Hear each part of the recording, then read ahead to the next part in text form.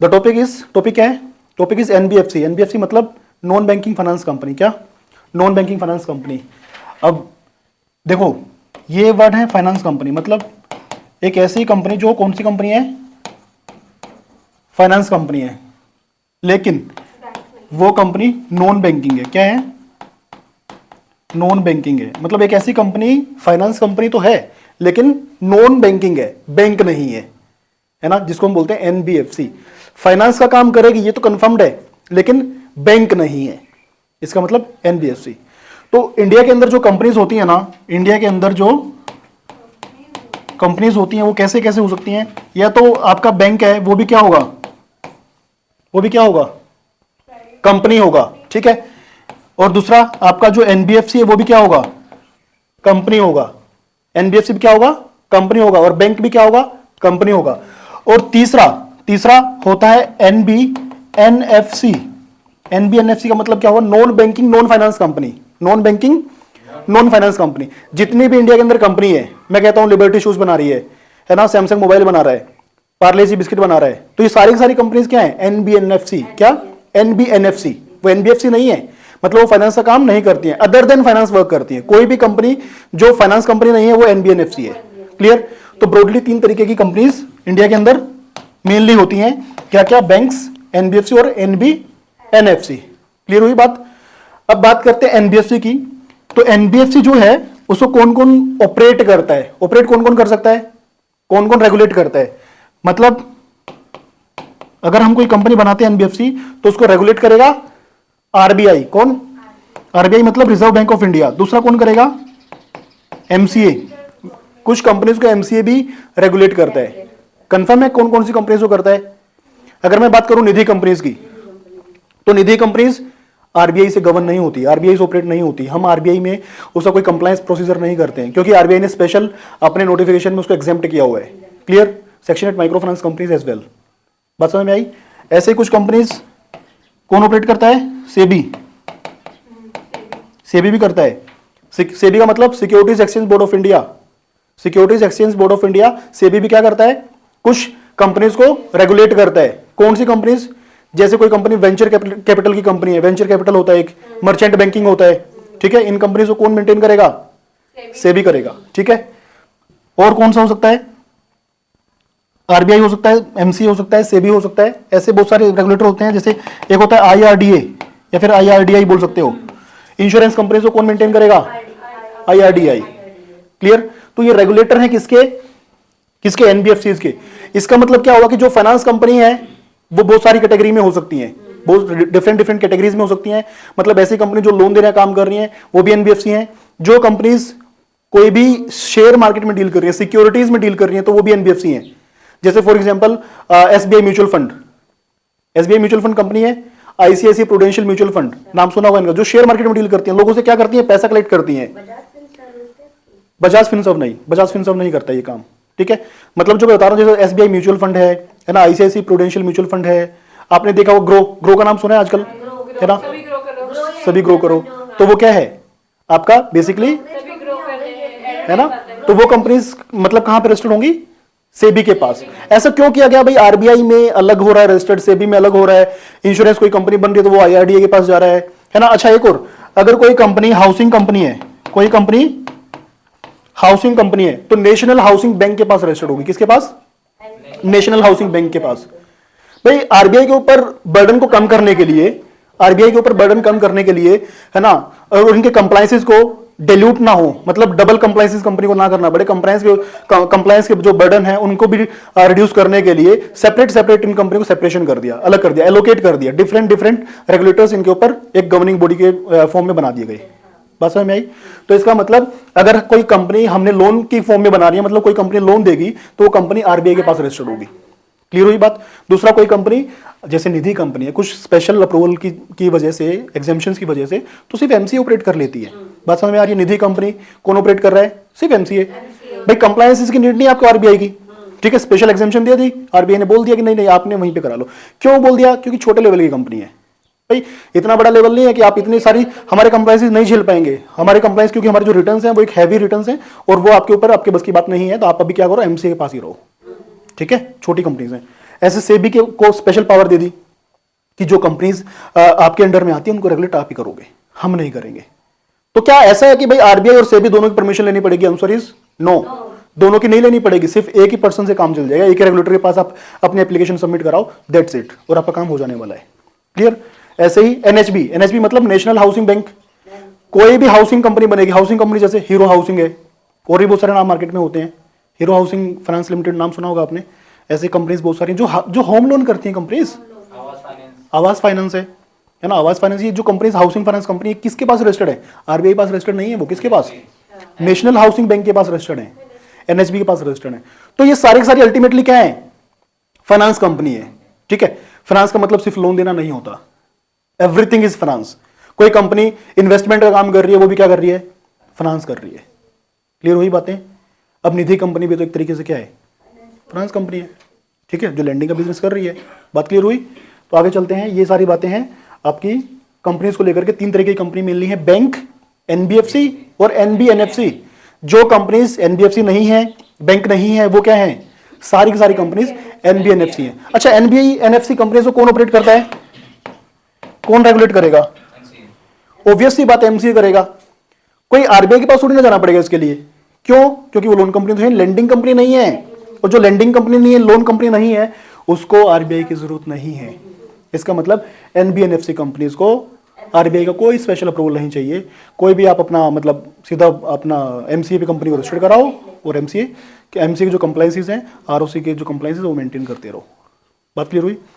अब बात करते हैं टाइप्स ऑफ एनबीएफसी से। किसकी टाइप ऑफ एनबीएफसी में सबसे पहले मैं बता दूं यहीं पे ब्रॉडली, अगर मैं बात करता हूं, दो तरह की कंपनी होती है एनबीएफसी। दो तरह की कंपनी होती है। एक तो आपका होता है डिपॉजिट टेकिंग। क्या?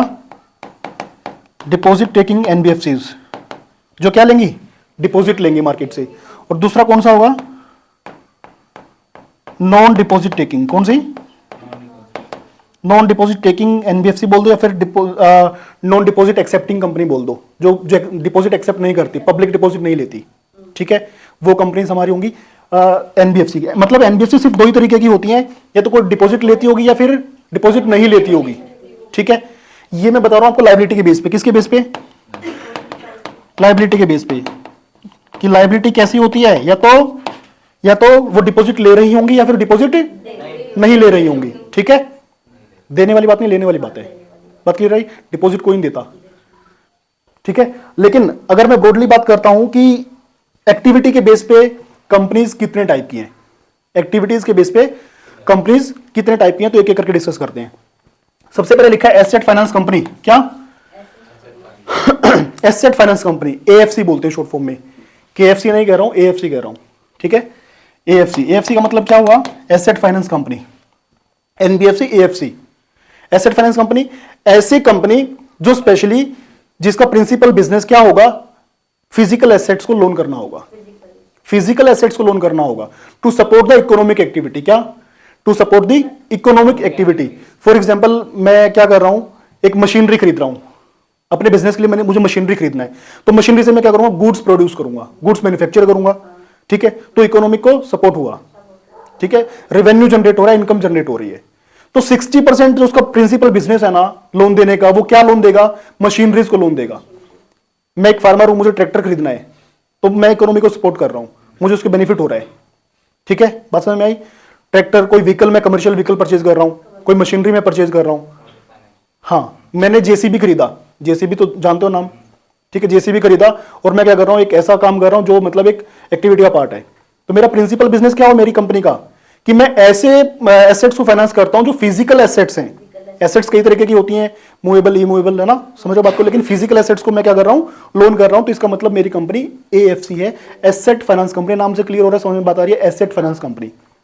कंडीशन क्या है? 60% जो लोन है मेरा, मैं उनको मतलब उनको लेंड कर रहा हूं। किनको लेंड कर रहा हूं? फिजिकल एसेट्स को खरीदवाने में। मेरा जो कस्टमर है वो क्या कर रहा है? वो मशीन परचेज कर रहा है, वो कोई एसेट परचेज कर रहा है, उसको मैं लोन दे रहा हूं। और 40% बाकी का वो अदर पर्पस के लिए दे सकता हूं। भाई 60% जो मेरे पास फंड है, 60% जो मेरा टोटल एसेट का साइज है, टोटल एसेट मान लो मेरा 100% है, तो 100% में 60% का जो मेरा टोटल एसेट है वो मैं किस में दे रहा हूं? फिजिकल एसेट्स को लोन करने में। 40% जो बैलेंस वो मेरा अदर पर्पज के लिए यूज हो रहा है, इसलिए स्पेशलिस्ट को क्या बोल दिया गया? Asset finance company. बात समझ में आई? क्लियर हुआ? डाउट? कोई डाउट ही नहीं इसमें। एक एग्जांपल देखते हैं, इसका एग्जांपल है जैसे Shriram transport finance company. Shriram transport finance company का नाम सुना है? तो श्रीराम ट्रांसपोर्ट फाइनेंस कंपनी, देखो वर्ड में आ रहा है ट्रांसपोर्ट, इसका मतलब व्हीकल्स को फाइनेंस करती होगी, फिजिकल व्हीकल्स को फाइनेंस करती होगी। ठीक है, क्लियर हुई बात? दूसरा पॉइंट है इन्वेस्टमेंट कंपनी, इसको हम बोलते हैं शॉर्ट फॉर्म में आईसी। क्या? नाम से ही क्लियर हो रहा है, इन्वेस्टमेंट कंपनी। मतलब कंपनी क्या करेगी? इन्वेस्ट करेगी। किसमें? सिक्योरिटीज में। Securities in the sense shares में, डिबेंचर्स में, म्यूचुअल फंड्स में, इनमें वो क्या करेगी? इन्वेस्ट करेगी। लोगों से पैसा लिया, इन्वेस्ट कर दिया, लोगों से पैसा लिया, इन्वेस्ट कर दिया, तो that is investment company. Investment company का एग्जांपल क्या है, क्या हो सकता है? मैंने जैसे बताया आपको एसबीआई म्यूचुअल फंड, क्या बहुत सारी कंपनीज हैं। लाइफ इंश्योरेंस कंपनी अगर कोई मतलब इन्वेस्टमेंट में डील करती है, शायद एक कंपनी करती है मेरे हिसाब से, तो शायद वो कंपनी भी आपकी उसमें आएगी, इन्वेस्टमेंट कंपनी के पार्ट में। तो जो कंपनी क्या कर रही है? इन्वेस्टमेंट कर रही है, शेयर्स में, डिबेंचर्स में, है ना, बॉन्ड्स में, वट। ठीक है, एंजल वन, ग्रो, समथिंग, ये सारी क्या है? इन्वेस्टमेंट कंपनीज है। बात क्लियर हुई? ठीक है, आगे चलते हैं। तीसरी कंपनी है अपनी LC. Third company LC. LC मतलब नाम से क्लियर हो रहा है, लोन कंपनी। नाम से क्लियर हो रहा है, लोन कंपनी। कंपनी क्या करेगी? लोन करेगी। लोन तो ये ऊपर वाली कर रही थी, है ना, लेकिन ये एनी टाइप ऑफ लोन करेगी। क्या? हाँ, एनी टाइप ऑफ लोन। भाई किसी को एजुकेशन लोन चाहिए, किसी को पर्सनल लोन चाहिए, कहां जाएगा? किसी को बिजनेस लोन चाहिए, तो कहां जाएगा? तो ये कंपनी दे सकती है एनी टाइप ऑफ लोन। ठीक है, एनी टाइप ऑफ लोन वो कंपनी दे सकती है। अच्छा देखो, जो भी कंपनी को लोन कंपनी होगी ना, जैसे यहां तो स्पेशल लिखा है 60% ये कंपनी क्या करेगी? इसका जो प्रिंसिपल बिजनेस है वो क्या है? 60% फिजिकल एसेट्स को लोन करना, है ना। कंपनी तो है वैसे तो लोन सबको कर रही है, लेकिन 60% किसको कर रही है? जो फिजिकल एसेट्स उनको कर रही है। यहाँ पे जो लोन कंपनी है ना, कोई भी कंपनी है, वो 50% क्या करेगी? कम से कम 50% लेंडिंग कैटेगरी में काम करेगी। ठीक है, इन्वेस्टमेंट कंपनी छोड़ करके, मतलब 50-50 टेस्ट पास करना सबको जरूरी है। अगर ये कंपनी इन्वेस्टमेंट कंपनी है तो 50% वो इन्वेस्टमेंट में काम करेगी। 50% किस में काम करेगी? इन्वेस्टमेंट में। मतलब उसका जो टोटल एसेट है उसका कम से कम इन्वेस्टमेंट 50% कहां पे होना चाहिए? कहीं पे इन्वेस्टमेंट में होना चाहिए। इसका 50% जो एसेट है उसका कहां पे जाना चाहिए? लोन में, एनी टाइप ऑफ लोन में, चाहे एजुकेशन लोन है, चाहे बिजनेस लोन है, चाहे कोई अदर लोन से इस तरीके के, उसमें वो पैसा लगाएगी, लोन कंपनी। बात क्लियर हुई? एग्जाम्पल कौन सा? जैसे मुथूट है। मुथूट क्या करता है? लोन देता है, पर्सनल लोन भी देता है, गोल्ड लोन भी देता है। मुथूट क्या करता है? मुथूट कंपनी जो है वो क्या करती है? गोल्ड लोन भी देती है, पर्सनल लोन भी देती है, शायद बिजनेस लोन भी हो सकता देती होगी, like that. Bajaj finance limited, Bajaj Finserv जिसका नाम आप बोल रहे थे, ठीक है, तो वो क्या करती है? आप लोन ले लो, पर्सनल लोन दे दे, वो कंज्यूमर लोन दे देगी। क्लियर हुई बात? हाँ। नेक्स्ट कंपनी है इंफ्रास्ट्रक्चर फाइनेंस कंपनी, जिसको हम शॉर्ट फॉर्म में बोलते हैं IFC, infrastructure finance company. Infrastructure finance company क्या करेगी? ऐसी फाइनेंस कंपनी जो इंफ्रा को लोन देगी। किसको? इंफ्रास्ट्रक्चर। भाई ब्रिज बनाना है, रोड बनाना है, कंपनी को टावर लगाने हैं, टेलीकम्युनिकेशन कंपनी को, तो क्या होगा? लोन चाहिए, लोन इंफ्रास्ट्रक्चर कंपनी दे देगी। ऐसी कंपनी जो इंफ्रा को लोन करेगी, ठीक है, उसका जो एसेट है, मतलब वो मेनली किस में काम कर रही है? इंफ्रास्ट्रक्चर में लोन करने के लिए काम कर रही है, तो वो कंपनी होगी इंफ्रास्ट्रक्चर फाइनेंस कंपनी। कोई प्रॉब्लम वाली बात नहीं है। ऐसी कौन सी कंपनी है जो इंफ्रास्ट्रक्चर में डील करती होगी? एक कंपनी नाम बताऊं? मैं बताता हूं, IDFC limited. IDFC limited, clear हुई बात? ये कंपनी इंफ्रा को ही लोन करेगी और किसी चीज को लोन नहीं कर रही है। IDFC तो बाकी अदर वेरिएशंस में अदर कंपनी रजिस्टर्ड होकर कर सकती हैं, कर रही हैं काम, जो भी है, बट IDFC लिमिटेड जो है वो इंफ्रास्ट्रक्चर में भी काम कर रही है। IDFC लिमिटेड इंफ्रा को लोन देने में भी काम कर रही है। क्लियर? नेक्स्ट है NBFC फैक्टर। फैक्टर का मतलब है लोन के ऊपर लोन। क्या? एक तरीके से बोल सकते हो लोन के ऊपर लोन, या फिर आप बोल सकते हो कि रिसीवेबल्स जो होते हैं। अब रिसीवेबल्स कैसे होते हैं मैं बताता हूं, थोड़ा समझाता हूं। रिसीवेबल्स का मतलब क्या होता है? मान लो कोई कंपनी है, उस कंपनी ने लोन दे दिया। एक कंपनी है, उसने क्या कर दिया? अब लोन की EMI कब आएगी? 6 महीने में, साल भर में, मतलब मंथली आएगी, लेकिन पूरा कब होगा? मैच्योरिटी कब उसकी कब होगी? रिपेमेंट पूरा कंप्लीट कब होगा? साल में, 2 साल में, 10 साल में, 20 साल में, वट एवर जो भी टर्म्स एंड कंडीशन के हिसाब से सेटल था। लेकिन अब बैंक कहता है या फिर कंपनी कहती है जी मैंने तो लोन बांट दिया, ठीक है, अब मैं क्या करूं, मेरे पास तो पैसा रोटेशन में नहीं हो रहा है, तो वो क्या करेगी, फैक्टर कंपनी से लोन ले लेगी। किससे? फैक्टर कंपनी से लोन ले लेगी। अब जो फैक्टर कंपनी लोन किस बेसिस पे देगी कि सर जो आपकी ईएमआई आनी है ना, आप वो मुझे ट्रांसफर करते रहो, है ना, आपने टोटल लोन इतना बांट दिया ना, इसका इतने % मैं आपको लोन कर देता हूं। इसका मतलब लोन कंपनी क्या कर रही है? लोन ले रही है। जो लेंडिंग कंपनी वही क्या कर रही है? लोन ले रही है। इसका मतलब किससे लोन ले रही है? फैक्टर कंपनी से। एक ऐसी कंपनी जो किसको लोन कर रही है? बैंक को ही या फिर एनबीएफसी को ही लोन कर रही है, ना कि खुद एक मार्केट में लोन कर रही है। इसको बोलते हैं एनबीएफसी फैक्टर कंपनी। बात समझ में आई? ये फैक्टर कंपनी है। और फैक्टर कंपनी एग्जांपल मैं आपको देता हूं, एसएफसी इंडिया फाइनेंस लिमिटेड एक कंपनी है, एसएफसी इंडिया फाइनेंस लिमिटेड, ये कंपनी है एसएफसी इंडिया फाइनेंस लिमिटेड। ये कंपनी लोन करती है। अच्छा, रिसीवेबल मैं क्यों बोल रहा हूं भाई? जो रिसीव भी तो होगा ना पैसा, उसी को तो रिसीवेबल बोलते हैं। मैं एक लेंडिंग कंपनी हूं, मैं लोन दे रहा हूं, तो इसका मतलब मैं क्या करूंगा? पैसा रिसीव करूंगा। और रिसीव नहीं हुआ तो इसका मतलब वो क्या है? रिसीवेबल। रिसीवेबल है। बात क्लियर हुई? तो ये रिसीवेबल कंपनी है। बात समझ में आई? तो फैक्टर्स कंपनी हम इसको बोलते हैं, एनबीएफसी फैक्टर कंपनी। आगे मोर्गेज कंपनी, मोर्गेज कंपनी, या फिर इसको हम बोलते हैं मोर्गेज गारंटी कंपनी। इस कंपनी को हम बोलते हैं mortgage guarantee company, MGC. MGC, MGC का काम क्या है कि सर इस पर्सन को लोन दे दो, गारंटी मैं देता हूं। इस पर्सन को लोन दे दो, गारंटी मैं देता हूं। Mortgage guarantee company. क्लियर हुई बात? कि गारंटी खुद ले रहा है, मोर्गेज कर रहा है कि लो ठीक है, अगर ये लोन नहीं देगा तो मैं आई पे, मैं लोन के पेमेंट कर दूंगा, ठीक है। That is MGC, mortgage guarantee company. आगे है non operative financial holding company, NBFC. Sorry, हाँ हाँ, बिल्कुल बिल्कुल बिल्कुल, नाबार्ड वगैरह इसी में होते हैं। तो वो क्या करते हैं भाई, एक फार्मर ने लोन ले लिया, फार्मर ने लोन ले लिया तो क्या होता है कि वो लोन का पेमेंट नहीं कर रहा, तो वो वहां से उसको सब्सिडी मिल जाती है। देखा ना हमने सब्सिडी का वर्ड, तो सब्सिडी का यही तो मैटर है।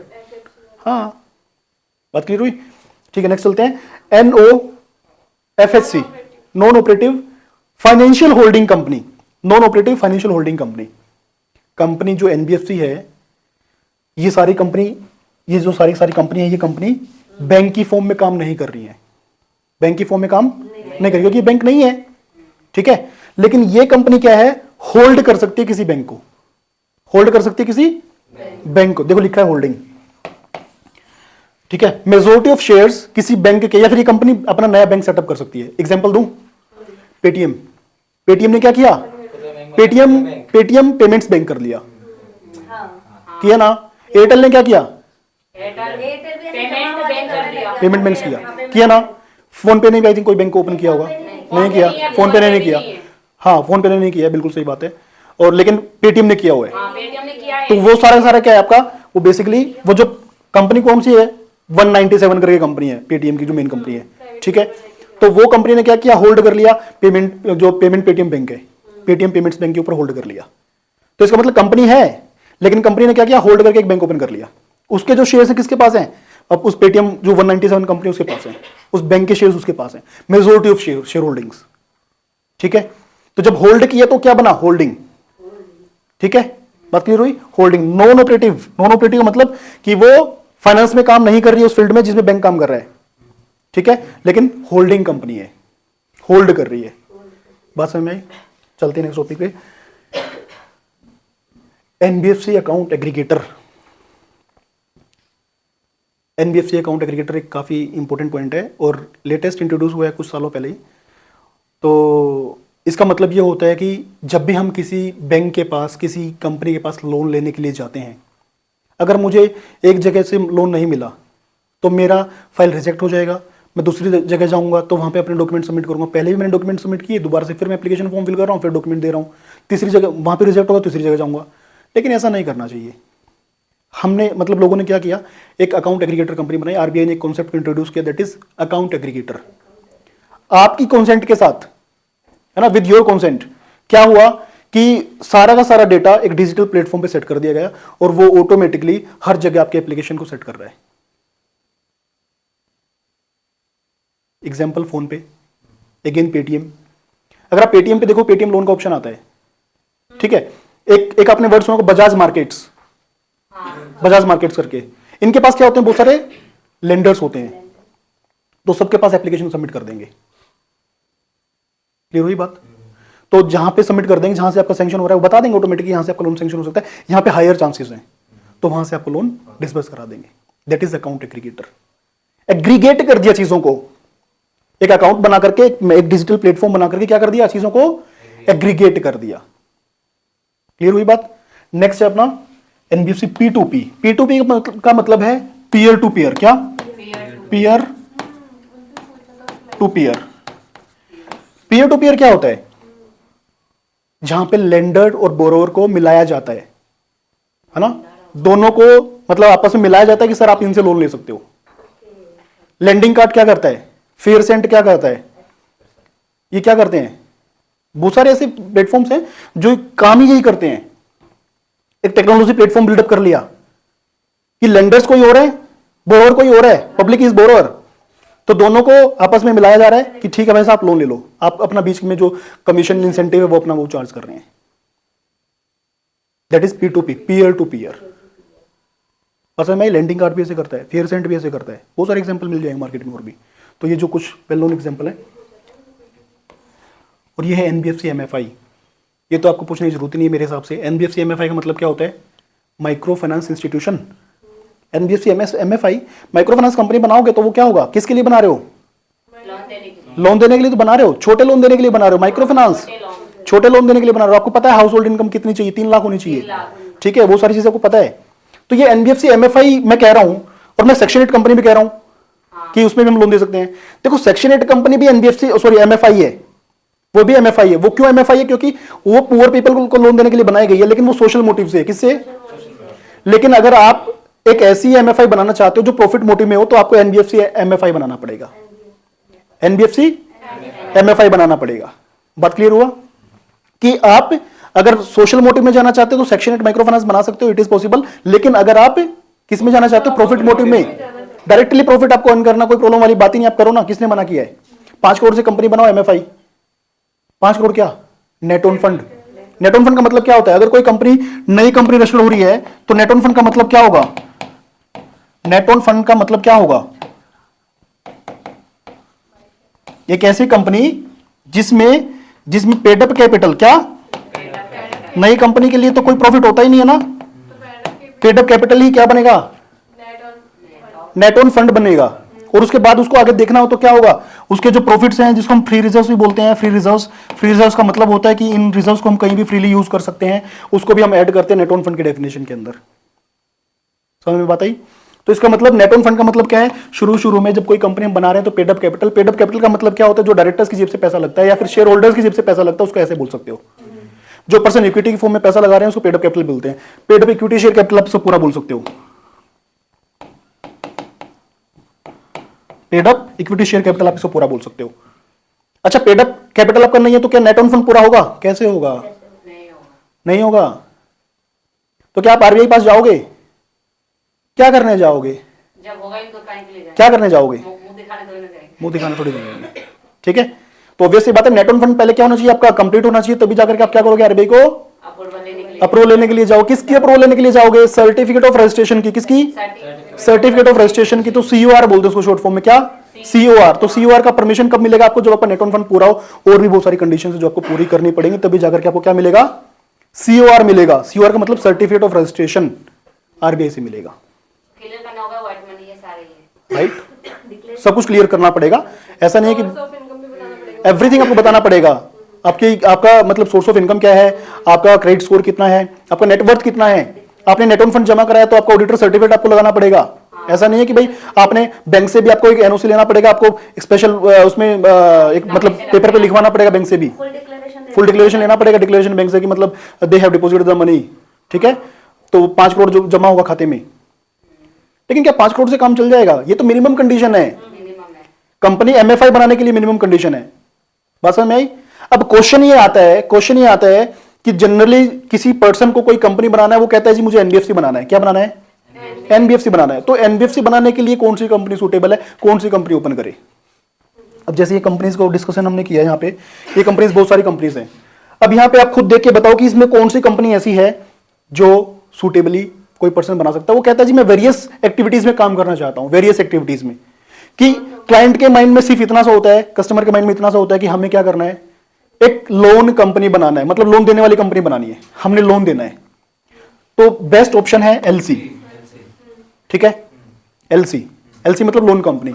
लोन कंपनी को पर्सन बना ले, कोई प्रॉब्लम वाली बात ही नहीं है। स्पेशल एसेट फाइनेंस नहीं कर रहा है, स्पेशल इन्वेस्टमेंट नहीं कर रहा है, एनी टाइप ऑफ लोन वो दे सकता है। बात क्लियर हुई? अच्छा, एलसी को बनाने के लिए कितना नेट ऑन फंड चाहिए? 1 लाख नहीं, वही 5 करोड़। नो, 5 करोड़ तो आपके किसके लिए है? माइक्रो फाइनेंस के लिए। 10 करोड़। अक्टूबर 2022 से अक्टूबर 2022 से आपका नेट ऑन फंड का जो लिमिट है, थ्रीशोल्ड लिमिट बोलते हैं उसको, क्या बोलते हैं? Threshold limit. थ्रीशोल्ड लिमिट आपका बढ़ गया। मिनिमम रिक्वायरमेंट कितना है? 10 CR, 10 करोड़ रुपए। अगर आपको एनबीएफसी बनाना है एलसी में, तो आप कितने से बनाओगे? 10 करोड़। इसका मतलब अगर आपको ठीक ठाक कंपनी बनानी है तो 10 करोड़ रुपए आपकी जेब में चाहिए, तभी जाकर के आप कंपनी को क्रिएट कर सकते हैं। बना सकते हैं। ठीक है, अब उसके बाद कैसे फंड्स को मोबिलाइज करना, मैनेज करना, किस तरीके से हम इसमें मतलब मैनेज कर सकते हैं, वो अपन किसी नेक्स्ट वीडियो में डिस्कस करेंगे। लेकिन आपको ये मद्देनजर रखनी है बात कि आपको अगर कोई कंपनी रजिस्टर्ड करनी है तो कितना कैपिटल? ₹10 करोड़, 10 CR आपको आपके खाते में जमा होगा। कैसे होगा जमा? कैसे होगा जमा? पहले तो कंपनी बनेगी ना, पहले क्या बनेगी? कंपनी। प्रोसीजर क्या होगा? ब्रीफली डिस्क्राइब कर रहा हूं। प्रोसीजर क्या होगा? कंपनी बनेगा, कंपनी बनके क्या होगा? कैपिटल इंक्रीज होगा। भाई 10 CR से कैपिटल तो इंक्रीज करोगे ना, कैपिटल इंक्रीज होगा। बैंक में क्या होगा? अकाउंट ओपन होगा, किसी कंसर्न बैंक में अकाउंट ओपन करोगे, उसमें क्या करोगे? 10 CR डिपॉजिट कराओगे। डिपॉजिट कैसे कराओगे? जो पर्सन शेयर होल्डर है उसके अकाउंट से डायरेक्ट ट्रांसफर करोगे। भाई ये कंफर्म तो होना है, एंट्री कहां से आई है? एंट्री कहां से आई है? तो कंफर्म होना चाहिए। तो वो क्या हो गया वहां पे? कंफर्म हो गई सारी बातें। 10 CR बैंक में क्या हो गया? डिपॉजिट हो गया। 10, 11 कर लो, क्योंकि नेट ऑन फंड कंप्लीट होना चाहिए। ऐसा नहीं कि कल को, क्योंकि प्री इनकॉर्पोरेशन एक्सपेंसेस भी इसमें काउंट होते हैं। तो आपने क्या किया? 11 CR जमा करा दिया, 11 CR जमा करा करके आप फिर क्या कर रहे हो? उसके बाद एक बैंक से डिपॉजिट सर्टिफिकेट ले रहे हो कि हमने पैसा डिपॉजिट करा दिया आपके पास। उसके बाद फिर क्या कर रहे हो? ऑडिटर से सर्टिफिकेट ले रहे हो, क्या क्या किस चीज का? नेटवर्थ का, कि भाई ठीक है ये सारा पैसा नेट ऑन फंड का सर्टिफिकेट भी और नेटवर्थ का सर्टिफिकेट भी। देखो दोनों अलग अलग हैं। नेटवर्थ का क्या है कि जो शेयर होल्डर्स उनकी नेटवर्थ क्या सच में इतनी है, कितनी है ना। फिर क्रेडिट रेटिंग चेक होगी पूरी प्रॉपर, उसकी क्या लगेगी? रिपोर्ट लगेगी। किसके साथ? जब कंपनी बन गई, खाता ओपन हो गया, अब हम किसके पास जा रहे हैं? आरबीआई के पास फाइल सबमिट करने के लिए। आरबीआई के पास किसके पास जा रहे हैं? आरबीआई के पास फाइल को सबमिट करने के लिए। तो फाइल सबमिट करने के लिए पहले पेपर तो रेडी करोगे। तो ये पेपर रेडी करने पड़ेंगे आपको। क्या क्या? ऑडिटर सर्टिफिकेट, नेटवर्क सर्टिफिकेट, है ना, बिजनेस प्लान, क्रेडिट की रिपोर्ट, ठीक है, ऐसी बहुत सारी बातें। एफिडेविट्स कुछ और बहुत सारे हैं। तो एक मतलब लिस्ट ऑफ पेपर्स है जो अपने को सबमिट करनी पड़ेगी साथ में कंपनी के डॉक्यूमेंट के साथ। कंपनी डॉक्यूमेंट क्या क्या आते हैं? Certificate, memorandum, article, PAN, 10 something, ये सारे डॉक्यूमेंट्स के साथ। ठीक है, जब पूरी की पूरी फाइल आप आरबीआई के पोर्टल पे सबमिट कर दोगे, फिर आपका नेक्स्ट काम है कि फाइल को फिजिकली भी आपको डिपार्टमेंट में सबमिट करना आरबीआई के पास। फिर आरबीआई चेक करेगा, चेक करके बताएगा प्रॉपरली कि इसमें ये ऑब्जर्वेशन हमने निकाली है, कमी इनको दूर करो। दूर करने के बाद फिर लगता है कि आरबीआई को कि इफ डीम्स फिट, मतलब इनको सही लगता है, उचित लगता है कि ये चीज सही है, ये पब्लिक हित में काम हो रहा है ना, पब्लिक इंटरेस्ट में काम होगा, ये कंपनी करेगी, तो देन उसका COR उसको इशू कर दिया जाएगा। ठीक है, ये सारा स्टोरी होता है आरबीआई के लाइसेंस का। So the main topic is what is NBFC and types of NBFC. Complete, done.